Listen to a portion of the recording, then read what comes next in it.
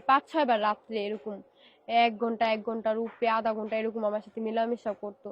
পরে আমি বলতাম কি ভাইয়া দেখেন আমি না এগুলো পারবো না, আমি এত পারতেছি না, আপনি আরেকটা বিয়ে করেন, তাও আমার সমস্যা নেই, তাও আপনার হাত থেকে আমার মুক্তি দেন। কয় তুই পারবি, তোরই পারতে হইব, এই কথা বলতো। কানতাম তাও আমার ছাড়তো না। যখন মেয়েদের মাসিকটা হয় মাসে মাসে, ওইটাও মানে বিশ্বাস করতো না, বলে একদিনে শেষ হয়ে যায়। আমি বলে নাটক করি, এটা হইলে মানে বলতো যে আমি বলে নাটক করি যে এটা একদিনই শেষ হয়ে যায়।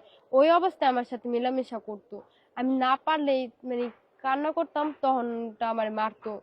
অনেক খারাপ, ওর মতো খারাপ লোক নাই বুঝছেন। আচ্ছা, বিয়ে শাদী করার কতদিন পর্যন্ত আপনি সংসার করছেন তার সাথে? 2 মাস থেকে একটু কম আছে, আচ্ছা, 4-5 দিন। পরে সংসারটা ভাঙলো কেন এটা বলেন। সংসারটা ভাঙছে মানে উনি বলতো কি আমার বিয়ের পরে, বলে যে যৌতুকের টাকাই না দিতে, মানে ওই যে দোকানে মাল উঠাইতে পারে না। হ্যাঁ হ্যাঁ, হ্যাঁ হ্যাঁ। অন্যান্য মেয়েরা বলে আমার মতো 18-17 বছরের মেয়ে বিয়ে বসবো ওনার কাছে। হুম। হ্যাঁ, বাইরে থাকে ওই মেয়ে বিয়ে বসবো 3-4 লাখ টাকা দিয়ে ওনার কাছে। আমি বললাম কি আপনারা বলছিলেন যে বিদেশি মেয়েরা ভালো না, হ্যাঁ, তাহলে এখন আপনি আবার বলতেছেন বিদেশি মেয়ে আপনার বিয়ে করবা, আপনি বিয়ে করবেন যৌতুকের টাকা নিয়ে। বলতেছে কি হ্যাঁ, তো তুমি এখন আমার যৌতুকের টাকা আইনা দাও, হ্যাঁ আমি আমার দেখো এই যে দোকানে মাল উঠাইতে পারতাছি না, তারপরে এই রুম ভাড়া দিতে পারতাছি না, যে মহল্লায় থাকে অনেক দোকান থেকে বাকি করে রাখছে।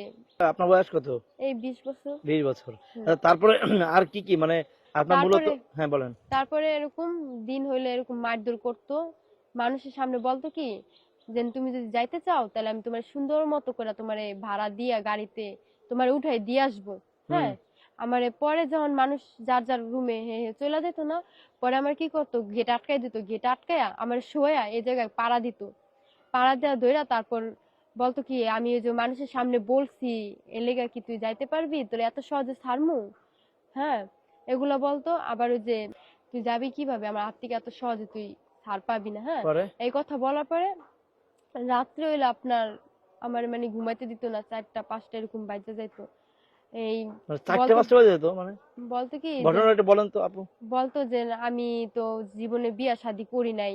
হ্যাঁ, আমি তো কুমার, এখন আমার মানে দিনে রাত্রে 6 মাস ধরে আমার নতুন নতুন, হ্যাঁ, আমার মেলামেশা করতে হবে। হ্যাঁ, যে আবার মানে 5-6 বার রাত্রে এরকম 1 ঘন্টা 1 ঘন্টার উপরে আধা ঘন্টা এরকম আমার সাথে মেলামেশা করতো। পরে আমি বলতাম কি ভাইয়া দেখেন আমি না এগুলো পারবো না, আমি এত পারতেছি না, আপনি আরেকটা বিয়ে করেন, তাও আমার সমস্যা নেই, তাও আপনার হাত থেকে আমার মুক্তি দেন। কয় তুই পারবি, তোরই পারতে হইব, এই কথা বলতো। কানতাম তাও আমার ছাড়তো না। যখন মেয়েদের মাসিকটা হয় মাসে মাসে, ওইটাও মানে বিশ্বাস করতো না, বলে একদিনে শেষ হয়ে যায়। আমি বলে নাটক করি, এটা হইলে মানে বলতো যে আমি বলে নাটক করি যে এটা একদিনই শেষ হয়ে যায়। ওই অবস্থায় আমার সাথে মেলামেশা করতো। আমি না পারলে মানে কান্না করতাম, তখন আমার মারতো। অনেক খারাপ, ওর মতো খারাপ লোক নাই বুঝছেন। মানে আমার একেবারে পাষণ্ডের মতো আচরণ করতো আপনার সাথে। হ্যাঁ, জানোয়ার মনে হওয়ার থেকে ভালো। যে আমার এরকম করছে যেন অন্য কোনো মেয়ের যেন এইভাবে জীবনটা নষ্ট না করে। আচ্ছা, হ্যাঁ, আর আপনি ওই মানে সে বললো যে 10 লাখ টাকা নিয়ে গেছে, 10 লাখ টাকাটা কিভাবে নিচ্ছে আপনার কাছে? আমার বিয়ার আগে বলছে কোট কাবিন, হ্যাঁ হুম কোট কাবিন বললে আমার অলিখিত ইসলামে সই নিচ্ছে। হুম নিয়া বলছে যে এটা হলো তোমার এই আমাদের বিয়েটা হয়েছিল শুক্রবারে। হুম হুম হুম, তা উনি বলছে যে কোট কাবিন করবো তো ওটা মজবুত হবে, তোমার সমস্যা হইব না, এটা সেটা। হুম হুম এটা হলো তোমার কোট কাবিন হইব, আর শুক্র শনি তো 2 দিন বন্ধ থাকে সরকারি। হুম হুম। তা এটা আমি রবিবার দিন নিয়ে যাই কোর্টে কাজ করে আনবো, এটা আগে সই করো আমার কাছ আচ্ছা থেকে। আচ্ছা আপু। আমি তো বলছি, আমি তো কান্নাও করছি, আমি বলছি আপনি আমার মুক্তি দেন আপনার হাত থেকে, আমি তো পারতেছি না। উনি বলতো যে আমার মারতো, আর বলতো যে তোমারই পারতে হবে, তুমিই পারবা। এই মানে 4-5 বার। হুম, মানে এই, তো আমি তখন আমার মানে আমার আম্মু তো ছিল না, আমার আম্মু বিয়ের ভিতরে ছিল না। পরে আমাদের এটা হওয়ার পরে আমার আম্মু আয়সা পড়ছে ওই জায়গা থেকে বাসা ছেড়া। আসার পরে আমি তো কাউরে বলতে পারতাম না, আর উনি আমার মানে বেশি মানুষের সাথে কথা বলতে দিত না জানেন, এরকম মানে আটকে আচ্ছা, এই আটকে রাখতো। বিষয়টা আপনি কারোর সাথে শেয়ার করছেন হ্যাঁ, যে আমি ওই কার যে সাথে শেয়ার করেছেন? পাশের রুমে যে আন্টি ছিল, পরে তারা নানি ছিল, তারা কি ওনাদের তারা বলতাম কি কি কিছু যে তারা নানি কি? দেখো হ্যাঁ হ্যাঁ। যে এমন এমন, বলে কি ও মনে হয় কিছু ঔষধ খায় আসে বা কিছু খায় এজন্য, নারী তো পারার কথা না। আবার উনি এটাও বলতো যে কি আমি তো জীবনে বিয়া শাদী করি নাই, আমার কি নাই, আর আমি জেলে ছিলাম দেখা কি হয়েছে, আমি কি সব শেষ করে দিচ্ছি, এই কথা বলতো।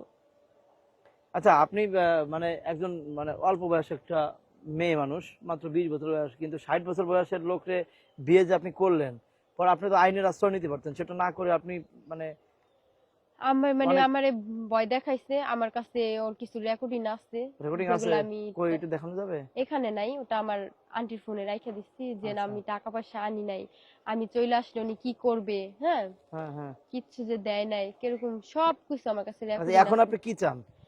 আমি এখন ওর হাত থেকে মুক্তি চাই, আমার টাকা পয়সার দরকার নাই, হ্যাঁ। মানে ও আপনি আমার আপনি এই যে এখন মামলা করেন তার আমি বিরুদ্ধে? তো মামলা করছি, আমার মামলা ওই করছেন? মামলার দায় এড়ানোর জন্যই তো ও আমার নামে মিথ্যা অভিযোগ দিচ্ছে যে আমি ওনার টাকা পয়সা নিয়ে চলে আসছি। ও আমি আচ্ছা, এই চাই যে এই বিষয়গুলো কি পরবর্তী সময় আপনার আম্মুর কাছে শেয়ার করছেন যে এই আমার অত্যাচার করে এইভাবে? না, আম্মুর সাথে আমার সাথে যোগাযোগ করতে দিত না। আম্মু মানে এই যে আমাদের বিয়ে এখন এই হওয়ার যে এখন এখন তো আপনার আম্মু আছে বা এই বিষয়গুলো কি সে জানছে? আমি যখন আপনার যে কোর্টের থেকে মানে ওর বাসা থেকে যখন আইছি, আমি তখন সোজা আইসা আমি এই যে ইকুইরা থানায় আমি জিটি করছি। জিটি করার পরে ওনারা বলছে যে কোর্টে যায় মামলা দিতে, আমি কোর্টে যায় মামলা দিছি। হুম মামলা দেওয়ার পর কয়েকদিন পরে উনি বলতাছে যে আমি টাকা পয়সা নিয়ে আইছি, হ্যাঁ। হুম হুম পরে এই কথা শুন না আমি আবার ওই ইকুইরা থানা থেকে পুলিশ নিয়ে গেছি। নিয়ে যাওয়ার পর উনি বলতাছে যে কান্না করতাছে, মানে কি বলবো, উনি কিছু জানে না, কান্না করতেছে। পরে আমার ওই পুলিশ জিগাইলো যে তুমি কি চাও, আমি বলছি কি স্যার দেখেন আমি ওর হাত থেকে মুক্তি চাই, ও একটা খারাপ, ও জানোয়ারের চেয়েও বেশি খারাপ।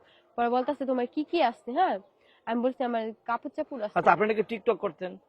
টিকটক আমি তো আর ভাইরাল না, সেলিব্রিটি না, যদি আমি ওরকম হইতাম তাহলে তো আমার অনেক ছেলেদের সাথে মেয়েদের সাথে মানে ভাইরাল হয়েছে যারা, ওনাদের সাথে আমার সাথে টিকটক থাকতো না।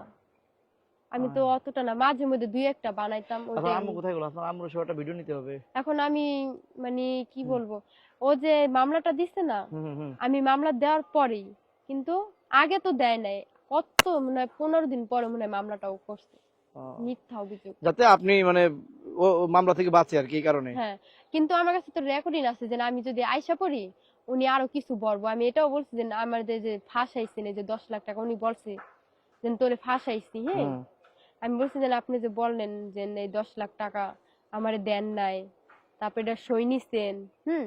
হুম হুম। পরে বলতাছে যে এটাও তো বলমু, মামলা মিথ্যায় হয় সত্যতে হয় না, হ্যাঁ। আরো কিছু বলমু, টাকা চুরি, গহনা চুরি।